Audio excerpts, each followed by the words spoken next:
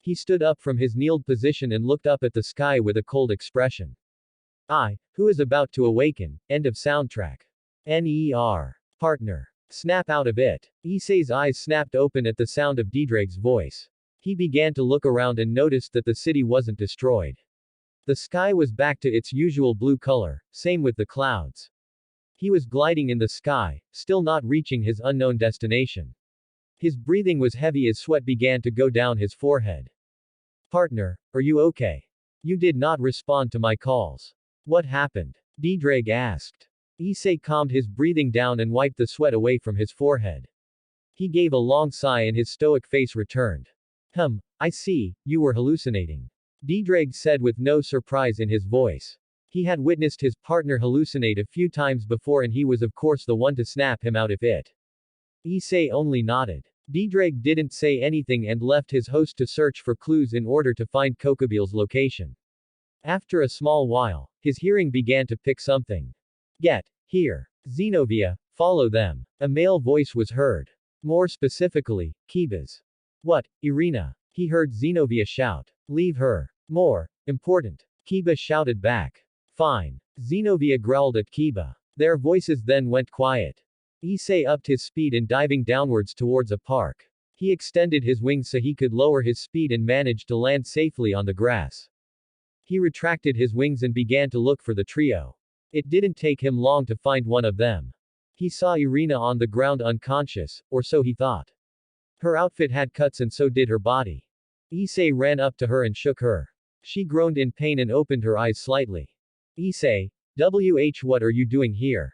Irina asked in a groggy voice. Issei didn't answer her question and instead looked around the park. He couldn't find Kiba or Zenobia. He turned to Irina and gave her a questionable glance. If you're looking for Kiba and Zenobia, then I'm afraid I don't know where they went. They disappeared after Fried and Kokobil ambushed us. Irina said. Issei narrowed his eyes and gritted his teeth. He was going to make Kokobil's death twice as brutal. Suddenly, he heard his phone ring.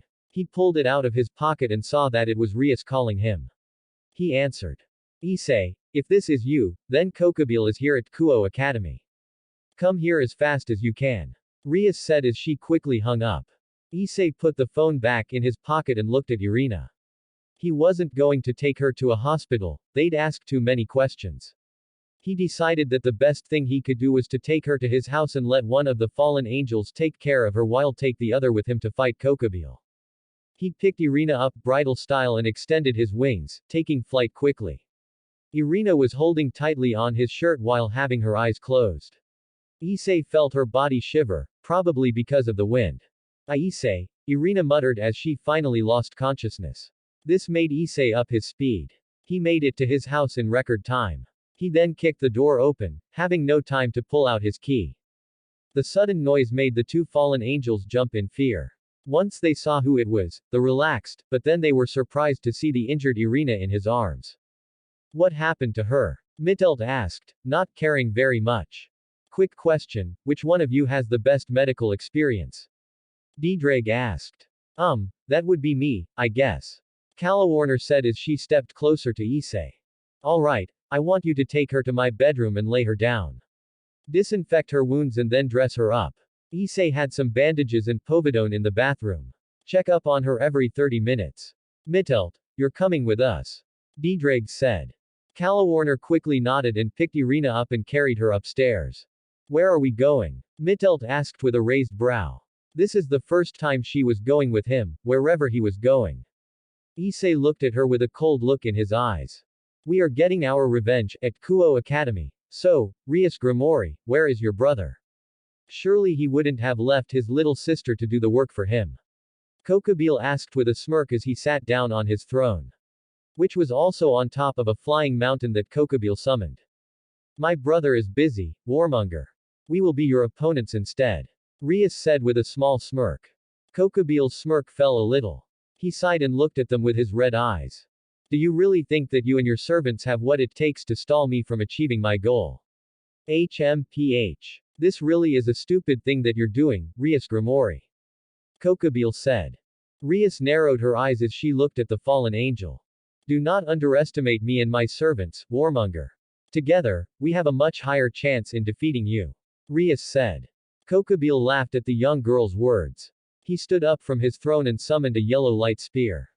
He threw the spear to the gym, making it explode. All that was left of the gym was a huge hole, sparks of electricity sparking inside it. Rias and her peerage were left wide-eyed at Kokabeel's power.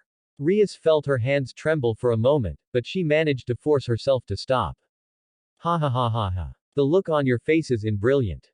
Ha ha ha ha ha. So, I ask again, Rias Grimoire, are you certain that you and your servants have what it takes in order to defeat me? Kokabeel asked, his smirk widening. Rias looked at the fallen angel with narrowed eyes. Just because you have an advantage in power doesn't guarantee your chances at victory. We will do anything in our power to stop you, Rias said, summoning her power of destruction in her right hand.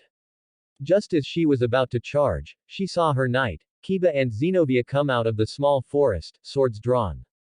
Kiba, you've returned, Rias said with a happy smile.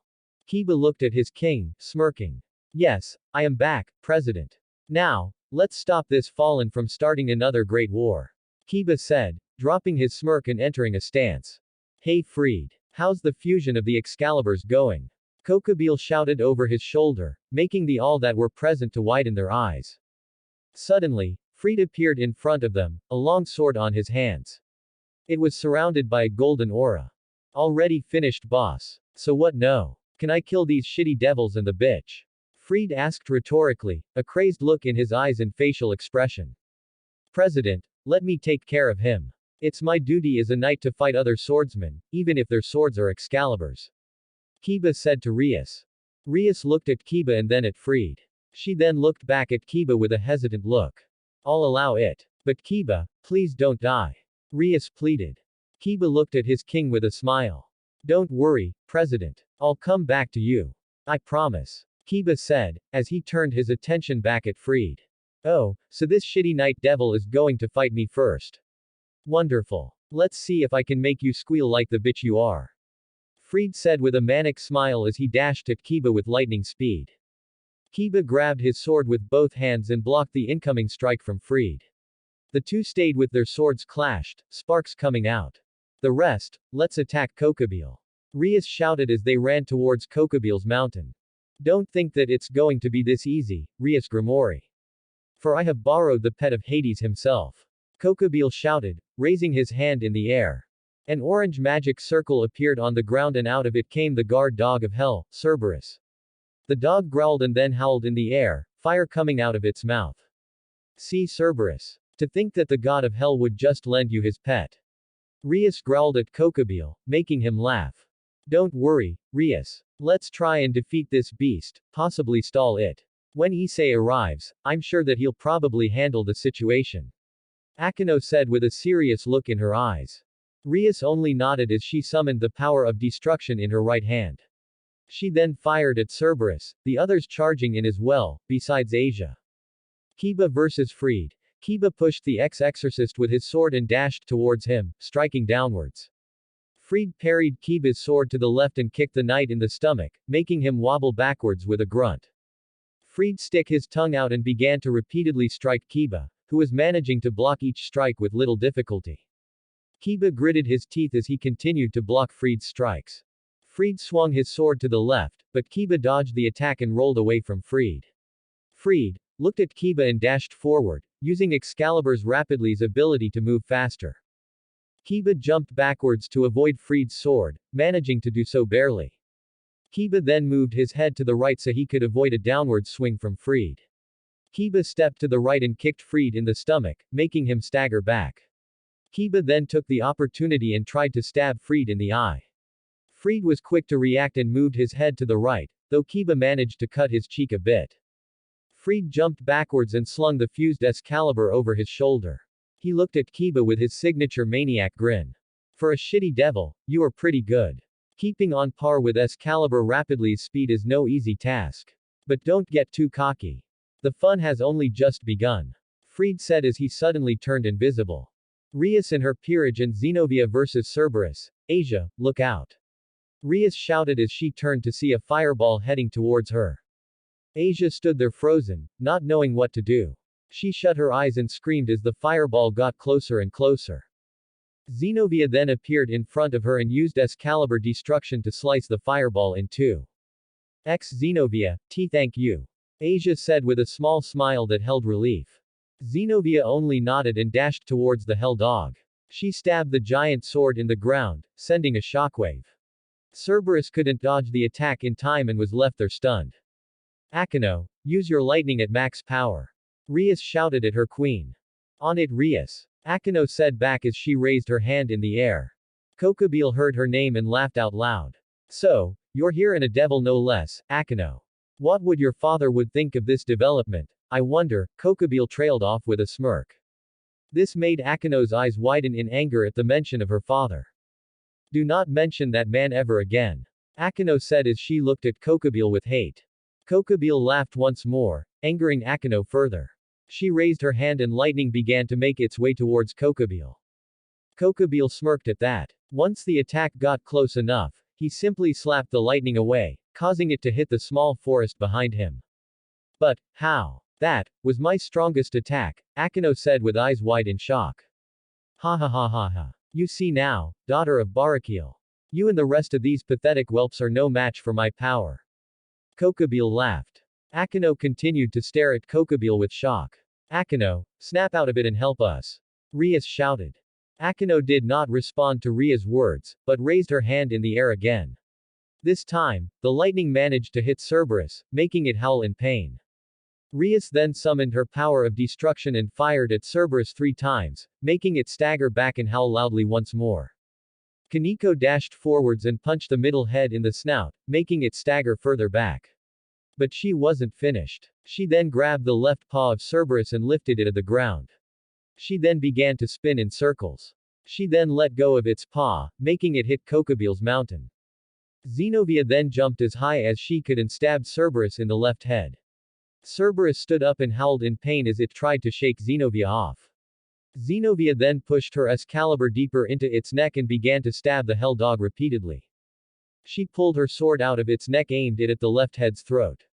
With one final strike, Cerberus' left head was cut off. It fell to the ground with its tongue out. The left head disappeared in flames. Cerberus roared loudly, flames coming out of its 2 remaining heads. He looked at the group in anger and charged forwards, tackling Kaneko to the ground in attempt to bite her. Kaneko managed to grab the dog's teeth, trying to keep its mouth open. Kaneko saw Cerberus charging a fireball in its mouth, causing her eyes to widen. There was no way that she could block this one. Rahhhhh. Zenobia shouted as she charged at Cerberus with her Excalibur ready to strike. Cerberus didn't even look at her, as it raised its tail and hit Zenobia in the stomach, causing her to fall down. Rias quickly summoned her power of destruction and fired at Cerberus 5 times, causing it to close its mouth and stagger away from Kaneko, who quickly stood up. Kaneko, are you alright? Do you want Asia to heal you? Rias asked her rook. I'm fine, President. Let's focus on taking this beast down. Kaneko said as she stood in her fighting stance.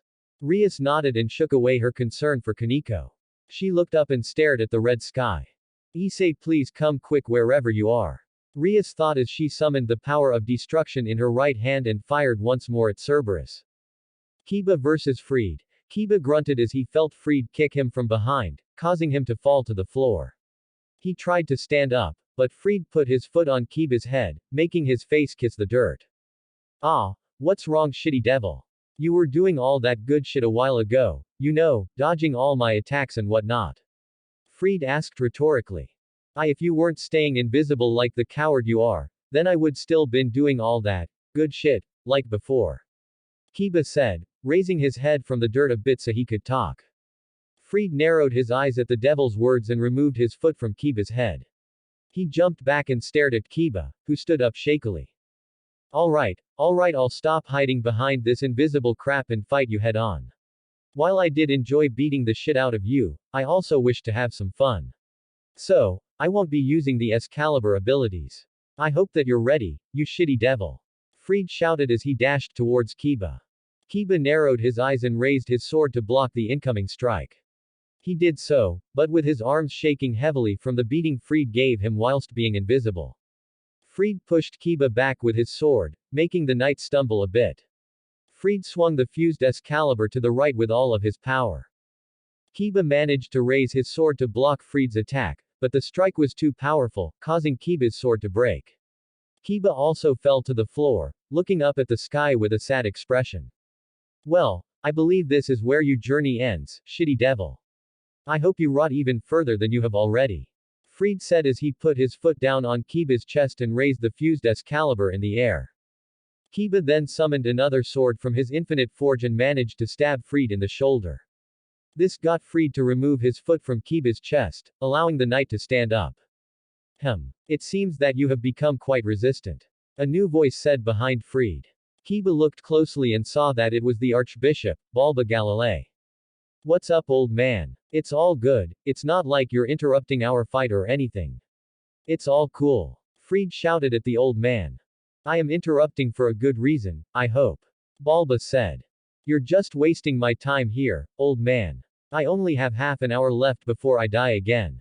Fried said impatiently. Calm down, Fried, I believe that you have enough power as it is in order to defeat this whelp. You'll have enough time to kill him and the rest of his friends. Balba said. HMPH, fine, but make it quick. Fried said as he put the fused Excalibur over his shoulders. Balba then put a hand in his robe and took out a blue crystal. He looked at Kiba with a smirk and tossed the crystal to him. Kiba looked at the crystal then looked back at Balba, confused. What is this? Kiba asked the old man. Balba smirked. That is called the element. I managed to get this thanks to your friends from the project. You could even say that the project was a complete success. Balba said. Success. You disposed of us when you learned that we were failures. Kiba shouted, glaring daggers at the old man. Oh no, none of you were failures. If the project was a failure, then nobody would be able to wield the Excaliburs. All of us have that element inside. I just gathered enough of you in order to get the right amount. I gave enough to Fried here, so he could wield the swords properly. Balba said, closing his eyes and widening his smirk. So, that's why you killed my friends. Kiba muttered loud enough for Balba to hear him. The Archbishop's response was only a nod. And to think that you gave most of my friend's element to that bastard. Kiba said, gritting his teeth in anger as he looked at Fried. You're allowed to keep that, you know. I can produce more of those quite easily. Once I produce enough, I'll easily build an army and go to war with the Vatican. Balba said, opening his eyes. Kiba looked at the blue crystal in front of him for a small moment. He picked it up and laid his forehead on it. Everyone, I'm so sorry. I'm sorry for abandoning you. How can I continue to live like this? Kiba asked. Suddenly, the blue crystal began to light up.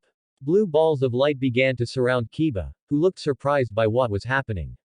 The blue light then began to shift, turning into children of both genders. Why are you sad? You don't have to worry.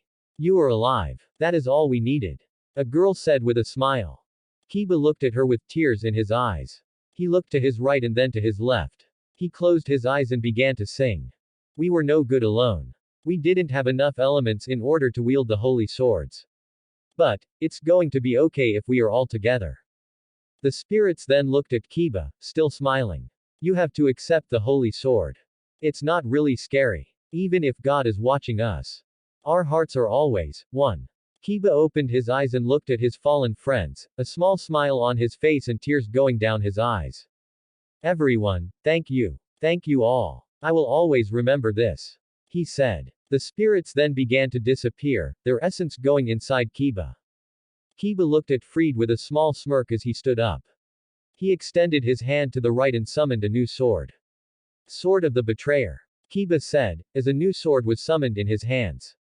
What is this? How did you do that? Balba shouted, shock evident on his face. Can't you see, old man? I finally reached my balance breaker. Kiba said with a small smirk on his lips. Grr. Fried, kill him. Balba commanded. Kiba waited for Fried's attack, but it never came. He looked at the priest with a confused face. Fried, stop ignoring my orders and kill him. Balba shouted once more. Balba was once again ignored. Fried suddenly let the fused Excalibur fall out of his hands, hitting the ground with a loud cling. Kiba still looked confused at what was happening, but Balba realized, as fear began to overtake his face. Freed's body then ignited in blue flames, but he wasn't screaming. His body began to dissolve. After the flames stopped, the only thing that remained of Freed was his ashes, which were blown away by a sudden gust of wind. Kiba looked at where Freed was standing in surprise. He then smiled as he approached the old man. And no, please don't kill me. All of my years of research, all that precious time. Don't let it be for nothing. Balba pleaded as he began to walk backwards. Kiba ignored the old man as he suddenly dashed forwards and stabbed Balba in the chest. The old man coughed blood as his eyes were wide from the pain. Kiba pulled his sword out of Balba's chest, letting the old man fall to the ground, dead. Kiba looked at the old man for a moment, before dashing away in order to help his king. Rias and her peerage and Zenobia versus Cerberus. Okay, 2 heads down, 1 more to go. Zenobia said as she sliced Cerberus' right head clean off, making the dog howl in pain. Akino raised her hand and used her lightning to stun Cerberus, but the dog avoided her attack. It lunged forwards, trying to bite Rias, but she moved to the left, barely avoiding Cerberus' jaws. Kaneko flew up using her wings and then immediately dashed downwards, readying her fist. Once she was close, she punched the remaining head of Cerberus with all her power, creating a large crater. Kaneko flew up again. She was going to finish it with this last attack. She dashed downwards and clenched her fist tightly. Cerberus was ready for her this time. It picked its head up from the crater and jumped towards her. It opened its maw and threw a fireball at her. Kaneko narrowed her eyes and moved her body to the right, easily dodging. What she didn't expect was the large dog was still coming towards her, its mouth open and waiting to close it on her. She dodged once more, moving to the left this time and going behind Cerberus, grabbing its tail. She grabbed it tightly and did a front flip. She let go of the large dog once she completed the flip, sending it down to the ground, forming another crater. The dog picked itself off the ground easily, howling loudly. It looked to its right and saw the lone Asia. He began to run towards her, growling loudly. Asia saw the dog approaching and froze in fear. She couldn't move. The only thing that she could do is close her eyes and pray. But the pain never came. She slightly opened her eyes and saw Kiba stab Cerberus through its mouth. He looked at Asia with a smile. Sorry I'm late, Asia, President. He said, looking at Rias. Kiba. You're alive. Rias said with a relieved and happy smile. Did you ever doubt me, President? I also achieved my balance breaker. He said, looking at Rias with a happy smile.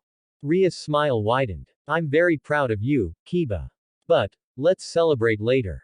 Right now, I want you to do the honors of killing Cerberus. Rias said. Kiba nodded and pulled his sword out of Cerberus' mouth, making the dog stagger backwards in pain, blood pouring out of its mouth like a fountain. Zenobia and Kiba dashed towards the hell dog, swords ready. They both jumped high up and brought their swords down, stabbing Cerberus at the top of its head. Cerberus began to howl and whimper in pain as it tried to shake the two of it. Kiba and Zenobia looked at each other and nodded. They pushed their swords deeper into Cerberus' head, piercing its skull and brain with ease. Cerberus stopped moving after the 2 swords penetrated his brain. The hell dog fell to the ground and disappeared in its own flames. Ha ha ha ha ha. Bravo, bravo to all of you. You managed to defeat Hades' pet and a man that was wielding a fused Excalibur.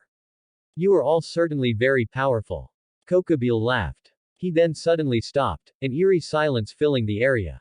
Kokobile stood up from his throne and looked at the teens with a smirk. But, are you powerful enough to defeat me?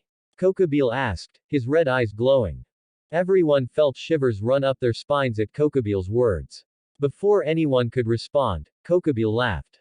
Ha ha ha ha. Well, look who decided to crawl back from the depths of hell. Kokobile said with a grin. The group turned around and saw that Issei had finally arrived. Next to him was Mittelt, who wore an expression of worry. Issei, Rias said, looking at Issei with a worried smile. Issei gritted his teeth as his wings came out of his back. He glared at Kokobile as he flapped his wings slowly, lifting himself off the ground. Once he got to Kokobile's throne, he stopped flapping his wings and stared at Kokobile with an angry look. I hope you're ready, kid. Wouldn't want to repeat what happened 10 years ago, now wouldn't we? Kokobile asked with a grin. Issei continued to glare at Kokobile as he summoned his boosted gear. His right eye glowed green for a moment, then went back to its milky gray color. Kokubile extended his 10 wings as he continued to stare at Issei with a smirk. He also flapped his wings as he glided slowly towards Issei. He stopped once he was about halfway close to him. Issei and Kokubile both dashed at each other, their fists colliding. The shockwave managed to send them back to where they started. Issei disappeared and reappeared behind Kokubile, who also disappeared. Kokubile reappeared above Issei and dashed downwards. Issei saw him and blocked the incoming kick with his shin. Issei dashed backwards in order to get some distance. He then felt a hand on his shoulder. He turned around, only to receive a punch from Kokubile, which sent him flying. Kokubile then flew and kicked upwards. He then flew behind Issei and punched him downwards with all his strength. Issei landed, creating a small crater. He picked himself off the ground, his forehead bleeding, and growled. Kokubile landed in front of him and tried to punch him, only for Issei to block. Issei quickly grabbed Kokubile's arm and pulled it towards him, making Kokubile lose balance. Issei delivered a punch to Kokubile's face. Kokubile gritted his teeth and tried to land an uppercut. Issei easily dodged and delivered a downwards punch, making Kokubile fall to the ground. Kokubile grunted in annoyance and disappeared. He reappeared a few feet away from Issei, his lip busted open and bleeding. Issei dashed forwards and tried to punch Kokubile, only for him to dodge and uppercut Issei. Issei staggered back, stunned for a few seconds. Kokubile then began to repeatedly punch Issei with inhuman speed, all his punches connecting. Kokubile then tried to deliver a heavy punch, only for Issei to grab his punch, and headbutt him. Kokubile took a few feet backwards, holding his head in pain. Issei tried to deliver a roundhouse kick with his right foot, but Kokubile's reflexes kicked in. He grabbed his foot and elbowed his leg, a loud crack being heard. The others winced in worry at the loud noise of Issei's leg breaking. Issei's eyes widened at the sharp pain that went through his leg. Kokubile let go of Issei's leg with a large grin on his face. Issei held his leg in the air as he began to skip on one leg. He gritted his teeth in both anger and pain. Issei raised his knee to his chest and extended it as far as he could. He then grabbed it and began to twist it to the right and to the left. Another loud crack was then heard, as Issei managed to fix his leg. Issei breathed in relief, most of the pain now gone. Issei then put his right arm to his chest, boosting about 20 times. Boost, boost, boost, boost, boost, boost, boost, boost, boost, boost, boost, boost, boost, boost, boost, boost, boost, boost, boost, boost. Welsh Dragon Balance Breaker. D-Drag shouted through the boosted gear, as the red armor began to appear on Issei. Ah, it seems that you're getting serious, kid. That's fine. Let's see if your balance breaker is close to my power. Kokubile said as he tried to punch Issei, who grabbed his punch. Issei then dissolved his helmet and stared at Kokubile with an emotionless look. Issei then tightened his grip on Kokubile's hand, crushing his fingers. Kokubile flinched in pain as he felt his hand break. Kokubile tried to punch Issei in the face. His fist connected, but Issei did not let go. It only made him tighten his grip on Kokubile's hand. This made Kokubile fall to his one knee as he tried to pull away from Issei. Kokubile's eyes snapped wide open as he summoned a light sword in his free hand. He tried to stab Issei in the face, though he managed to hit Issei's lip and went all the way up his cheek. This got Issei to let go of Kokubile's hand and dash backwards. Issei touched his left cheek where Kokubile cut him. He removed his hand and looked at it, seeing the crimson-red blood on his fingers and hand. Issei narrowed his eyes in anger at Kokubile. He just got another scar from this bastard. Issei growled. Just as he was about to launch himself at Kokubile, he stepped on something big. He looked down and saw the fused Excalibur. He narrowed his eyes and kneeled down to pick it up. Once he picked it up, golden aura began to surround the giant sword. Issei then looked at Kokubile and pointed the fused Excalibur at him. Be glad that you're not a devil partner, or this would have hurt you severely. D-Drag said inside Issei's head. Issei mentally agreed with D-Drag. He then launched himself at Kokubile, Excalibur rapidly's ability boosting his speed. Kokubile raised his own light sword and blocked the incoming swing from Issei. Issei then began to swing the sword so fast that even Kiba had trouble keeping up with his speed. Kokubile was lucky enough to block the incoming swings from Issei. He then felt the large sword cut his cheek a bit, then his side, then his shin. Kokubile then swung his sword to the right, though Issei used Excalibur's transparency's ability and turned invisible for a moment, making Kokubile hit nothing but the air. Issei then appeared in front of him and swung the sword to the right, cutting Kokubile across the chest and sending him crashing in the crater Kaneko created when she threw Cerberus. Issei dashed towards Kokubile, going in for the kill. That was his mistake. Kokubile summoned a yellow light spear in his hand and threw it at Issei. Issei saw the light spear heading towards him, but he couldn't react fast enough. The only thing he could do was move his head to the left, the light spear managing to cut his other cheek. The same damage was done to both his cheeks. Kokubile has carved a painted smile on Issei. Issei clenched his fist in anger when he heard Kokubile laugh. Ha ha ha ha. Look at you. Now, you'll always smile. You'll look yourself in the mirror and you'll see those 2 scars on your cheek. You will then remember me. Kokubile laughed painfully as he put a hand across his slashed chest, panting heavily. Issei's eyes widened when Kokubile said, "Remember me. Remember my name. My name is Kokubile. Kokubile. Kokubile, Kokubile, my name is Kokubile. Kokubile." It was at that moment that Issei had snapped. He looked at Kokubile, eyes widened in anger. His eyes were both glowing green as he tightened his hold on the fused Excalibur. Issei then dashed at Kokubile and stabbed the fallen in the stomach. Kokubile spat blood on Issei's face, but he wasn't finished. Issei took the sword out of Kokubile's stomach and began to stab him again. And again. And again. And again. Issei did it one final time and then removed the sword from Kokubile's stomach, making the fallen fall to the ground, blood oozing out of his now open stomach and onto the floor. Issei was now letting out small shaky breaths. He had done it. He finally killed the man who killed his parents and him. He has avenged them. Issei threw the fused Excalibur to the ground and turned around, walking away. He let the balance breaker dissolve into red particles. He was now back to what he was wearing today. Hey, where the hell do you think you're going? Kokubile asked, picking his head off the ground so he could look at Issei. Issei stopped walking and stared at Kokubile with a bored expression.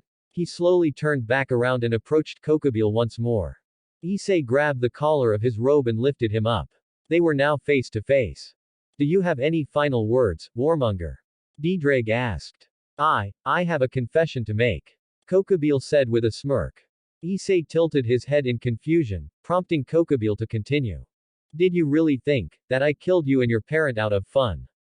Kokubile asked. This made Issei narrow his eyes. He slowly nodded. Ha ha ha, that is where you are wrong.